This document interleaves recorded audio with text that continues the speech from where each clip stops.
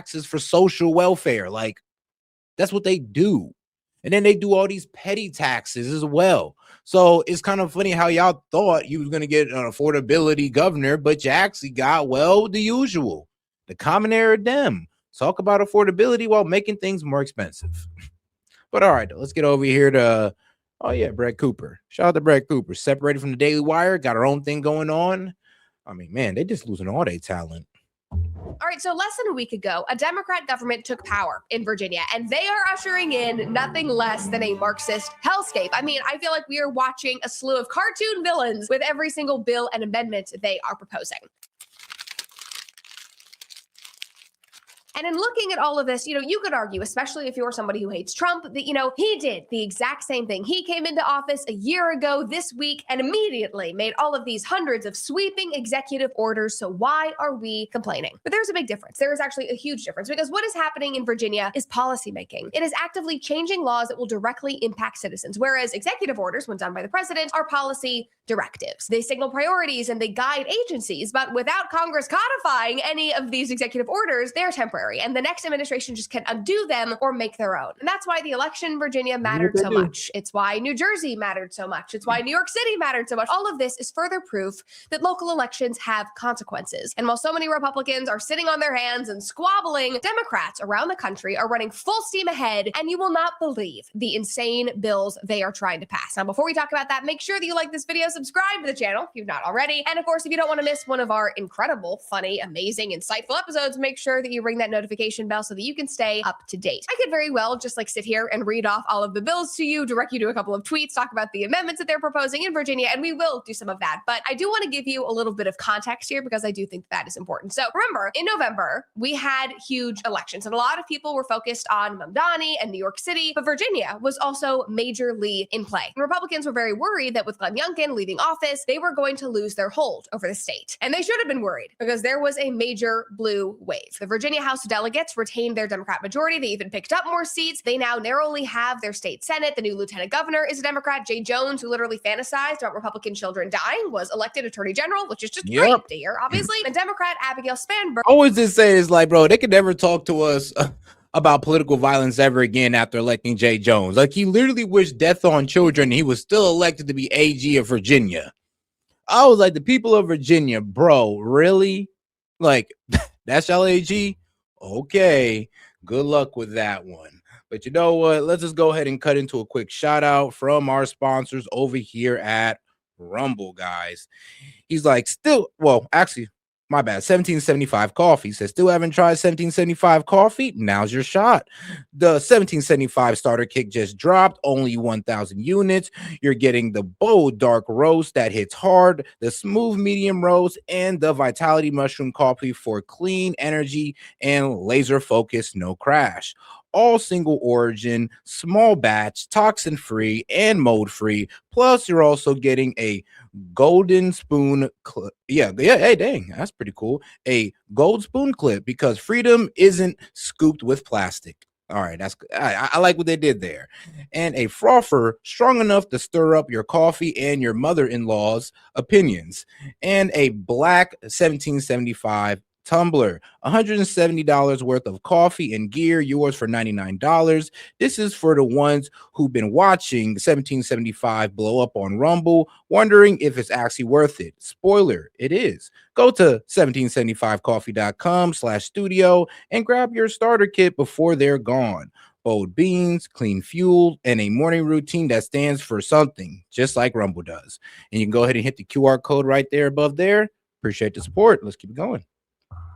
Was elected Virginia's first female governor. And you might not know that name, but I am certain that you know this image from way back in COVID days. Just to take a look at that, that is her. That is Abigail Spanberger wearing a glorified Walmart bag over the top of her head in the name of science and health during COVID-19. And hopefully that tells you why Virginia is in such dire trouble. And unlike most Republicans in office, now that they have this Democrat trifecta in the state government, they are not wasting any time. No squabbling, no beating around the bush, no wagging fingers. They got in, and they are actively making Virginia, California, possibly even worse. Just watch this. Democrats now hold a trifecta in the Commonwealth, and with that, they immediately introduced new bills with new tax increases. I'm going to read just a couple of them for you here.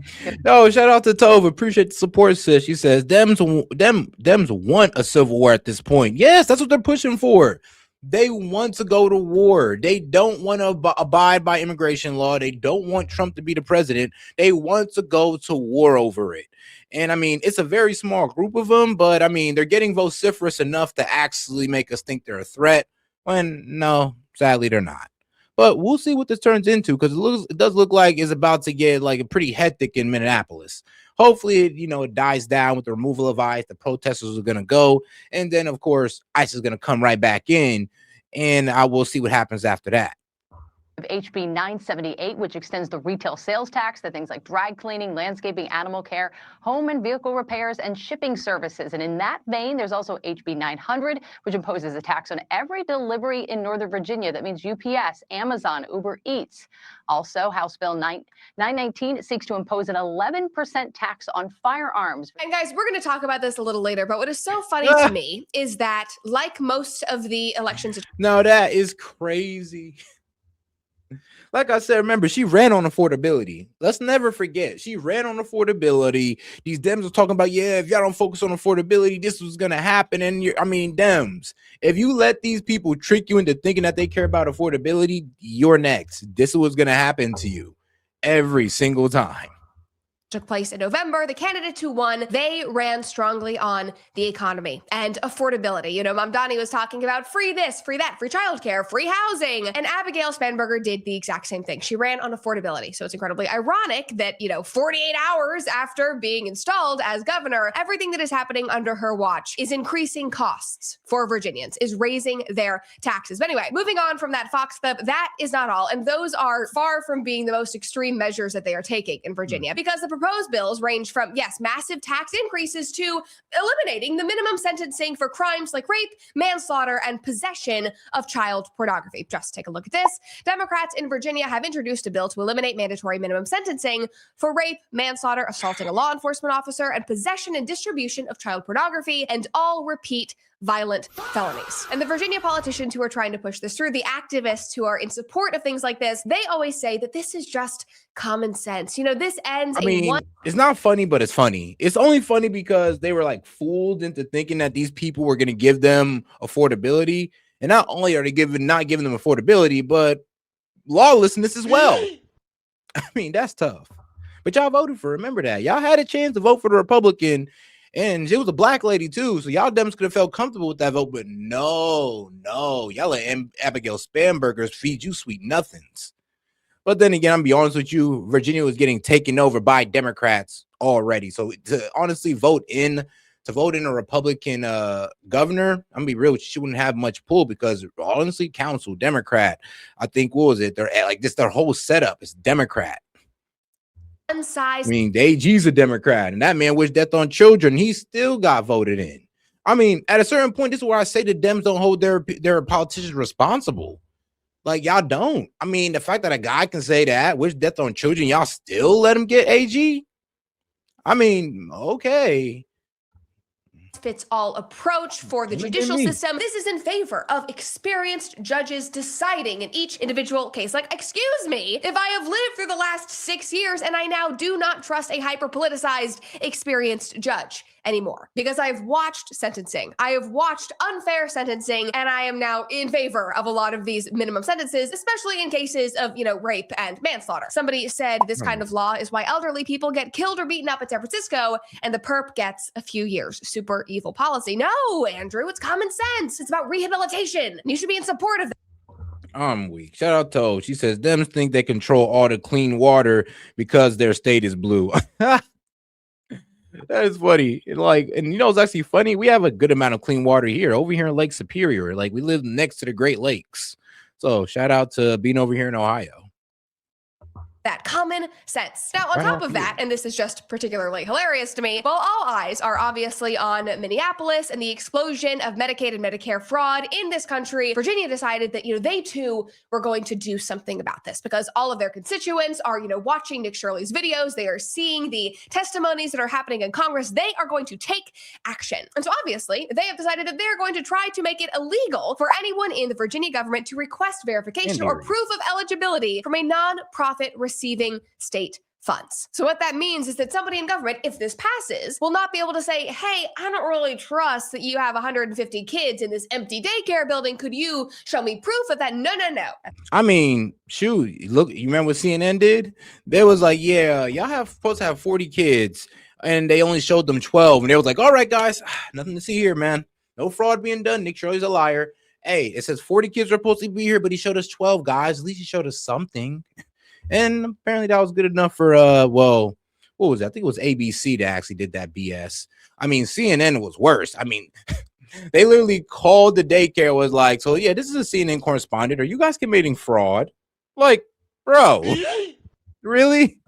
It's oppressive. That's probably racist. That's how y'all we doing cannot request that. I mean, guys, that is not just turning a blind eye. That's not a, oops, we lost some money. That is not even getting bullied by threats of racism and cowering like they did in Minnesota. This is straight up enabling fraud as a middle finger to Republicans. And it really does seem like they want to usher in fraud in many ways. Like another bill that they are proposing would prohibit the hand counting of election ballots for any reason. Not at all. Decoy, who has a great YouTube channel, by the way, I love his stuff. He commented under this post and he said, can't convince me that this is for any reason other than fraud. Yeah, I mean, it reminds me how fraudulent everything in our country is, even down to the cell phone companies, but not my friends over at Pure Talk. Now, do you know what Pure Talk's favorite holiday is? It's President's Day, because they believe that stellar wireless service should only cost you. Nah, you gonna lie. Those cell phone companies can't protect your data for shit. So always a data breach. Always a data breach. AT&T. But I ain't gonna beat up on them too much.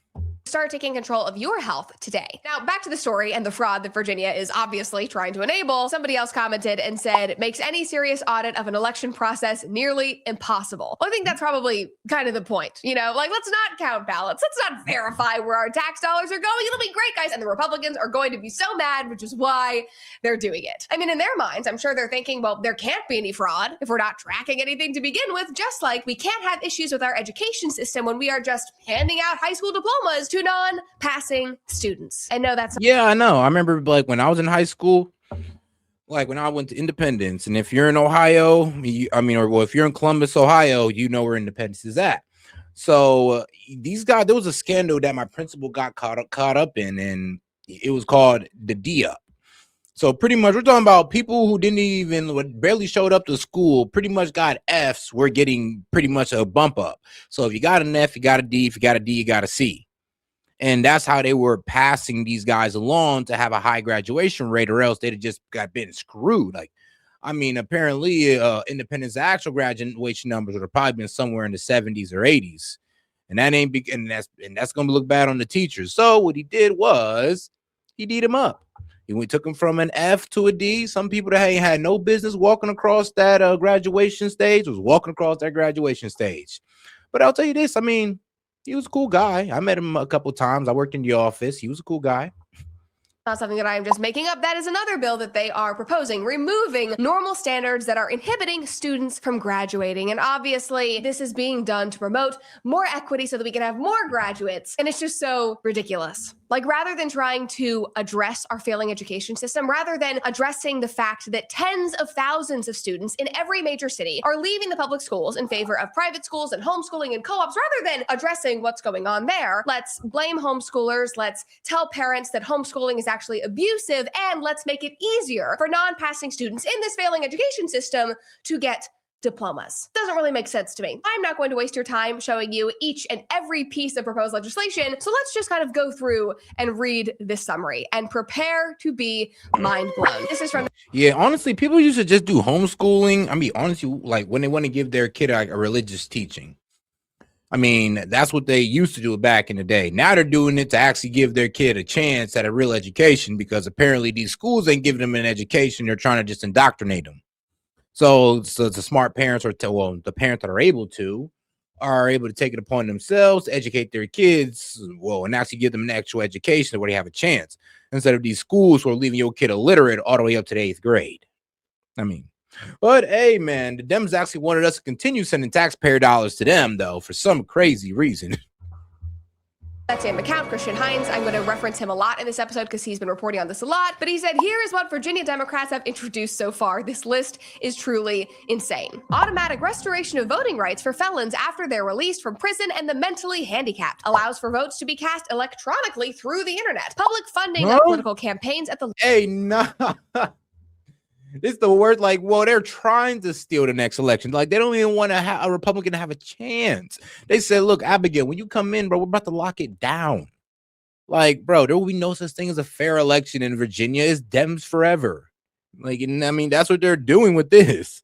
And shout out to my man Gaming. He says they will vote for a guy who wishes death on children because they love killing their own. God damn. I mean, man, well, you ain't lying. They do love their abortions.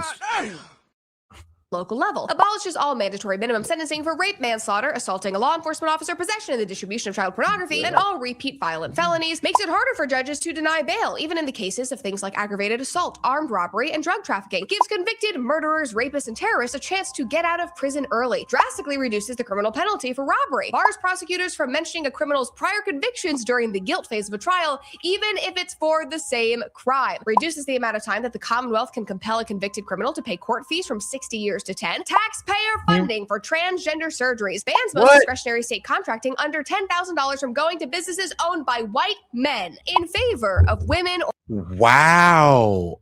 What? Ban most discretionary state contracting under 100 grade from going to business owned by white men, and allow states to award contracts to women or minority-owned firms that are 5% more expensive than a bid from a business owned by a white man. So the white man is giving you a good deal, and you're still trying to throw my nigga under the bus?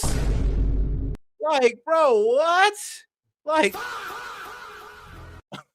so even when they give you a good deal, y'all still trying to throw him under the bus? Hey, nah, that's crazy. That's wildly. Yo, if you're a white man in Virginia and you do contract work, bro, just get up out of there, man. They don't love you no more. Actually, they never did. But I mean, now it's just in your face.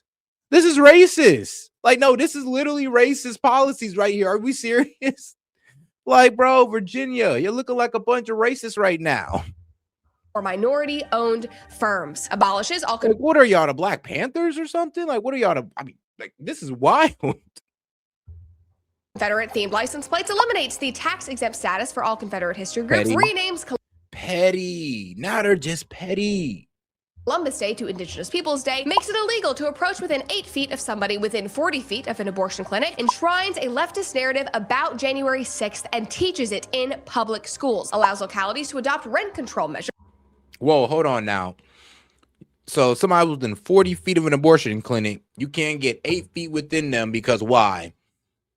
That don't even make sense. So what, we're social distancing 8 feet at the abortion clinic now? Or are you doing that to prevent, you know, the anti-abortion people from walking up and trying to convince them not to do it because there's a business model y'all making money off of? I mean, come on now, what is it? Increases the sales tax in Northern Virginia, allows localities to outlaw gas-powered leaf blowers, imposes a new personal property tax on electric-powered lawn vehicles, limits the ability to use self-driving or autonomous vehicles, assault weapons ban, strips gun rights for anyone convicted of a misdemeanor or hate crime. Whoa! Nah, that is all right. All right, y'all going too far, bro. Y'all is going too far. Damn! Strip gun right from anyone convicted of a misdemeanor or hate crime. Yeah, I mean, bro, a misdemeanor, like, bro, you could have got hit with speeding, like reckless driving, and now you can no longer hold a gun. I mean, there's a lot of misdemeanors out there that are pretty small that like doesn't say that you're a violent person. That's why we kind of only left it for, you know, the felons.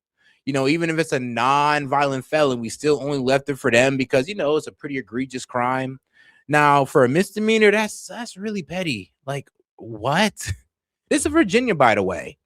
It makes it illegal to shoot a firearm on lot sizes less than 5 acres, even if you own that 5 acres. Shrinks concealed carry, holds firearm manufacturers liable for gun deaths, imposes an 11% sales tax on all firearms and ammunition, imposes a $500 sales tax on firearm suppressors, dramatically raises the physical requirements to operate a firearm store, makes it harder to obtain a concealed carry permit, creates a new taxpayer-funded state propaganda center for the sole purpose of promoting gun control, establishes the State Propaganda Commission to publicize the supposed negative impacts of ICE raids in Virginia, creates a state-mandated playbook on how schools must respond to ICE showing up on their campus, and ban school employees from assisting ICE, unlimited taxpayer-funded home purchases for government employees, mandates mental health screenings for all public school students between 6th and 12th grade.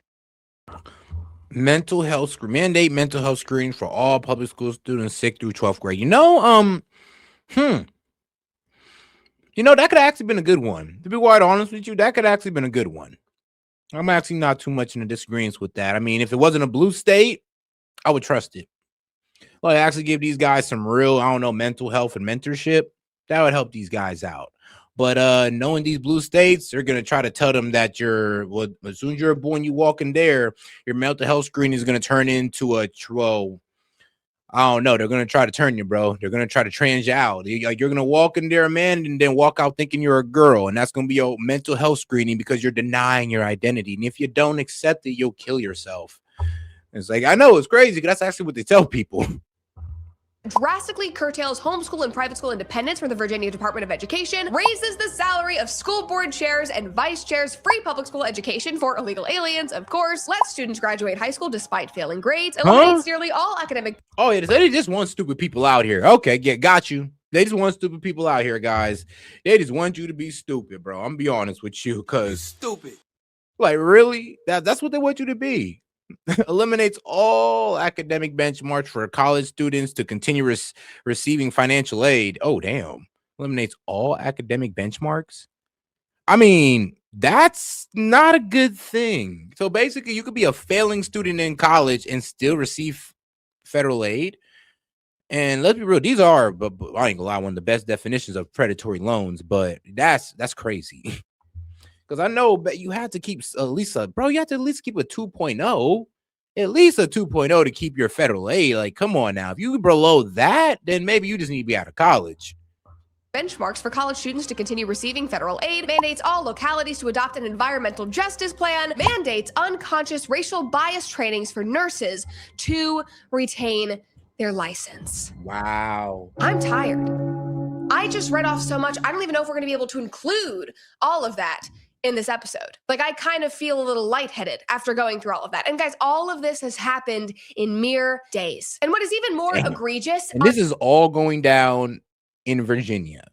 After this girl, Abigail Spanberger, ran on affordability, all she did was, make Virginia all the way woke, pretty much solidify its future as a blue state, and make things more expensive for people. Oh, yes. And if you got a misdemeanor, your gun rights, cooked. It's cooked, bro. I don't know what to tell y'all, bro. If you're over there living in Virginia, bro, God bless you, man. I'm praying for y'all. I'm praying for y'all, bro, for y'all to come to y'all senses. Like, bro. On top of all of this is that, yes, there was a blue wave in Virginia. But here's the thing. Abigail Spanberger was hailed by the media and by her own campaign as being the moderate candidate. They went out to voters who were not paying attention, who are not, doom scrolling on X every single day like most of us. And they said, look here, this is a moderate. This is a centrist Democrat, an anti-Mamdani. Yes, that is a headline that was featured on her campaign website from a Wall Street Journal article. Her being the anti-Mamdani. I mean, yeah, they use the fact that I think she's Jewish. Yeah, I think she's Jewish. Like Abigail Spanberger. I mean, no, it sounds.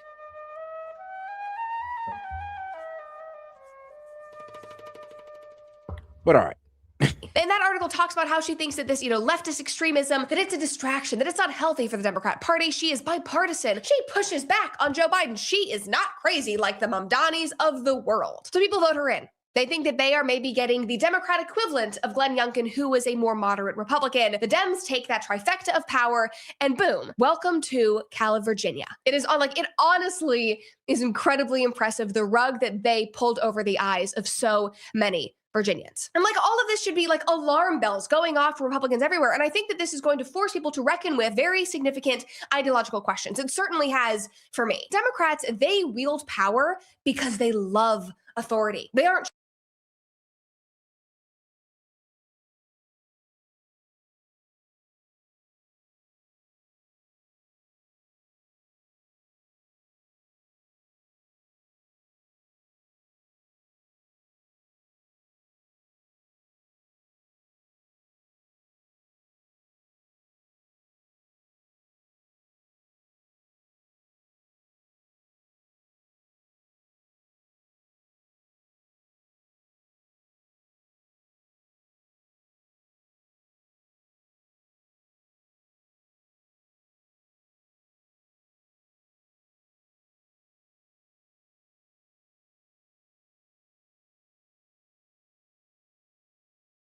shy about that. The politicians, the voters, they want government involvement and intervention. Oh, my bad, guys. My bad. But what I was pretty much trying to say here was that, I looked up Abigail Spanberger, and she's Jewish. She was recognized by the Jewish Democratic Council of America. I know there's a Jewish Democratic Council of America. I know, but they actually endorsed her for her. They actually did endorse her, not Republican, but Rep. Abigail Spanberger for VA Gov. So I ain't gonna lie, they mainly do back their own. And then yes, Abigail Spanberger was, let's see here, a former intelligence officer for the CIA. Yep, for the CIA, working there from 2006 to 2014. So yes, from 06 to 2014, she's working with the CIA.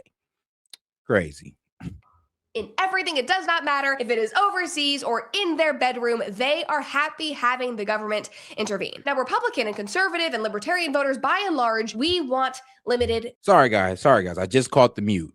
Government. We do not want the government meddling in our businesses or our home lives, our families. Like, the less legislation, the better in our books. And I think a lot of us, including me, like, we pride ourselves on being so consistent on that front, and that is important and that is a good thing. But I think that the question that we are forced to address right now, how does that kind of consistency work out for us in the end when our opponent is the modern left, when we are dealing with literal democratic socialists, people who love the, warmth of collectivism, literal authoritarians, people who pride themselves on that. Now, that same account who posted that apocalyptic rundown of all the proposed bills said, conservatives treat power as inherently illegitimate, while leftists treat power as the mechanism by which reality is made. And we wonder why one side never wins while the other seemingly cannot lose. And this is what so many people wanted and hoped for Trump to combat, that he would come in and he would wield power in ways that Republicans had been too afraid or unwilling to do, because he knows that the threat is so severe. He was in office before. He was able to take time off. He knows what he's fighting against. He was going to come back and he was going to do it the right way. And obviously, he has done a lot looking at the last 12 months, especially through those executive orders at the top of his term. But again, if our Congress, if our Republican majority cannot even codify those, then we are back to where we started in a lot of ways. And I think that that is why a lot of Trump voters are getting restless, why they are frustrated, why Trump himself obviously seems very frustrated by the state of the country. In another post, that same user, Christian, said, those who are afraid of power will inevitably be ruled by those who are addicted to it. And I kind of talked about the same idea last week when we were talking about James Fishback and the OnlyFans sin tax that he's proposing. And again, bro, that was hilarious. He said he's going to call it a thought tax, like, well, an acronym for these hoes owe taxes. That was freaking hilarious, bro. A thought tax, aka these hoes owe taxes. And god damn it, he ain't lying. My boy ain't lying, bro. Shout out to that man Fishback. And a lot of people don't like him because, well, he speaks on the whole, Zionist takeover of our government. I mean, once you start speaking on that, you don't really become the party favorite at that point. But I mean, he is a voice of reason, and I kind of like where he's going with stuff. And it looks like he's about to, but he's about to take Florida in a whole new direction if he gets elected, because Florida, bro, that shit done turned into mini Israel. To Israel at a certain point. But they literally got anti-Semitism laws over there. I'm like, bro, what y'all doing? I mean, I'm glad y'all economy's working great and all that, but anti-Semitism laws in Florida? I mean, I guess it makes sense. Didn't they just get done banning that kid Sneeko and Andrew Tate and them like out of a club for playing a song? And out of every club, it's like, bro, in Miami Beach, like, who knew? No, isn't it kind of crazy how they say it's anti-Semitic to say that, you know, Jews control everything?